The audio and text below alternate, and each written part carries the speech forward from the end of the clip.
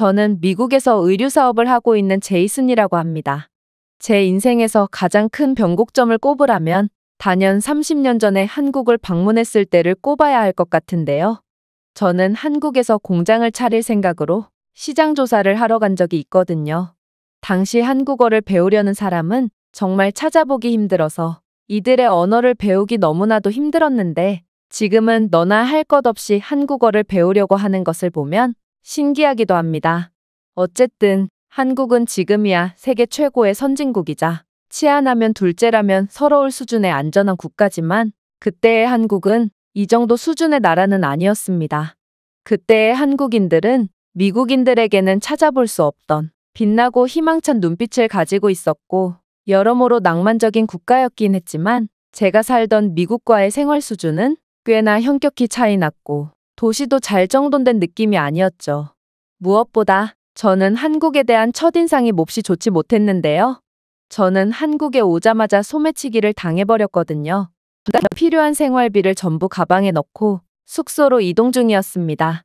솔직히 미국에도 소매치기가 상당히 많고 저는 그들 때문에 소매치기라면 꽤나 단련이 되어 있던 터라 자신만만했습니다. 그런데 한국인들의 손놀림은 상상 이상으로 빠르더군요. 숙소로 이동하던 저는 한국인 소매치기에 의해 순식간에 가방에 올라서 그 소매치기를 전속력으로 따라갔지만 그는 육상 선수라도 되는지 너무 빨라서 도저히 따라갈 수가 없었습니다. 그런데 많은 돈을 순식간에 잃게 된 제가 좌절하고 있을 때 갑자기 맞은편에서 다른 한국인 한 명이 다가왔는데요. 놀랍게도 그의 손에는 제 가방에 들려 있더라고요. 그는 소매치기로 보이는 남자가 맞은편에서 달려오길래 그대로 다리를 걸어 넘어뜨리고 가방을 되찾았다며 가방을 건네주더군요. 소매치기가 제 가방을 채가면서 열린 지퍼 사이로 가방 속에는 수많은 현금 다발이 보였음에도 그는 개의치 않고 제게 가방을 돌려줬는데요. 돌이켜보면 저는 이때부터 진작에 한국의 엄청난 가능성을 예상했던 것 같습니다.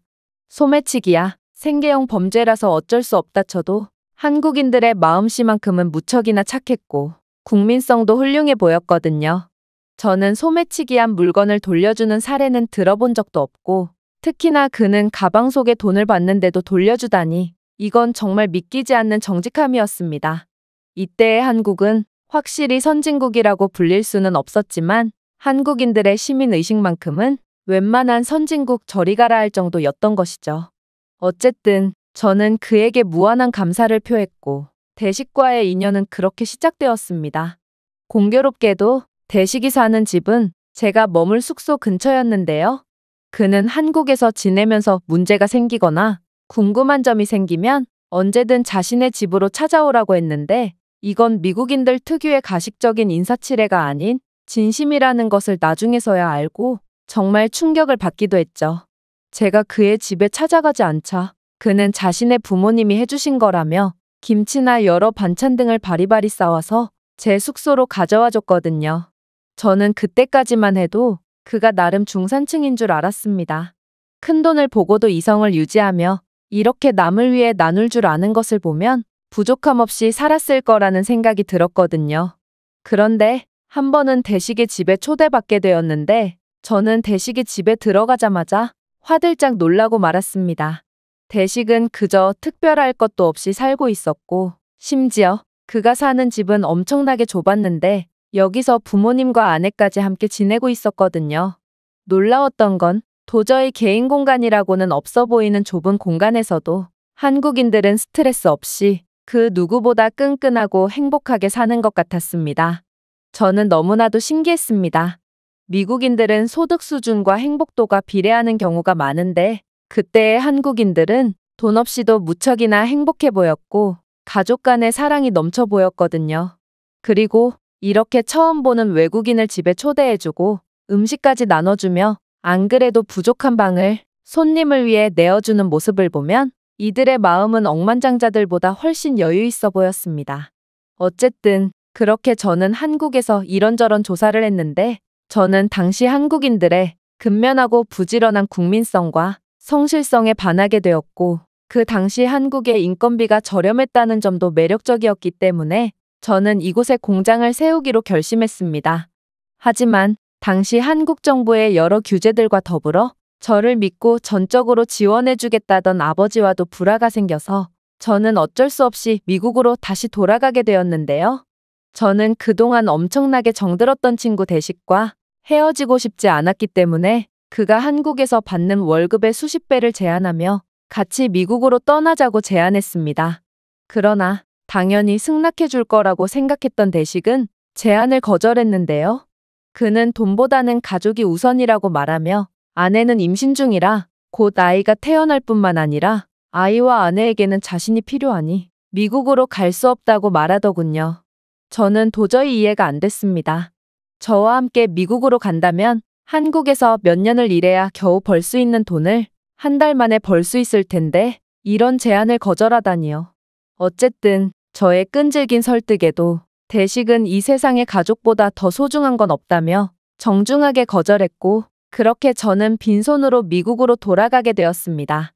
미국으로 돌아온 저는 얼마 안가 의류 공장을 세우게 되었는데요. 그 당시 미국으로 돈을 벌러 온 외국인 노동자들이 굉장히 많았지만 저는 한국인들의 국민성과 뛰어난 손기술을 잘 알고 있었기 때문에 많고 많은 사람들 중 한국인들만 골라서 채용하기 시작했습니다.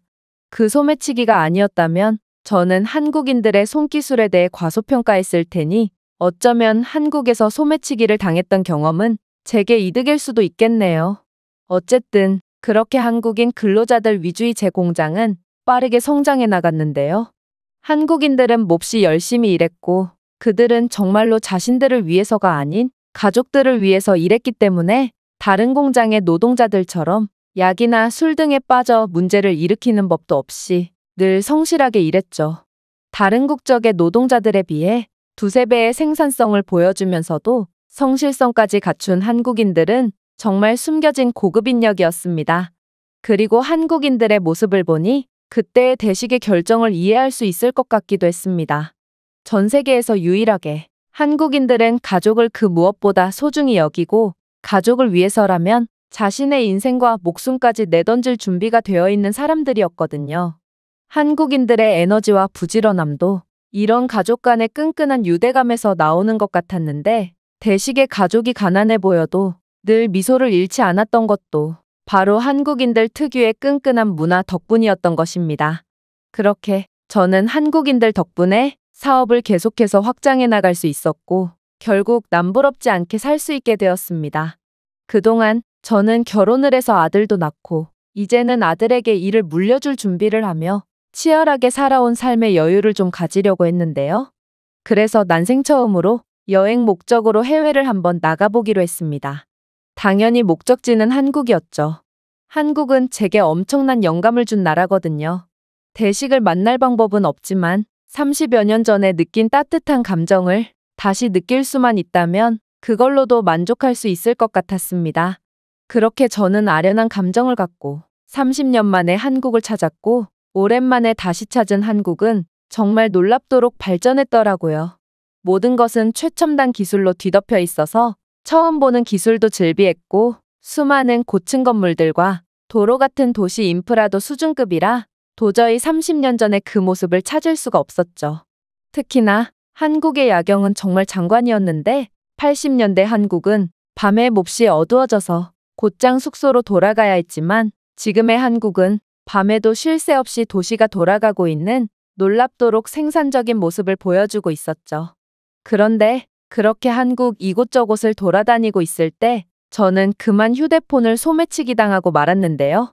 지금의 한국의 치안은 세계 최고 수준이라고 들었는데 이렇게 소매치기를 당하니 어이가 없기도 하고 뭔가 너무나도 실망스러워서 저는 그를 쫓아가지도 않았습니다. 그렇게 모든 것을 포기하고 있을 때 갑자기 맞은편에서 누군가가 제게 걸어오기 시작했는데요. 그는 제게 도둑 맞은 휴대폰을 건네주더니 놀라운 이야기를 해줬습니다. 그는 제 휴대폰을 채간 소매치기가 맞은편에서 도망오길래 그대로 다리를 걸어서 넘어뜨린 후 휴대폰을 되찾았다고 말했는데요.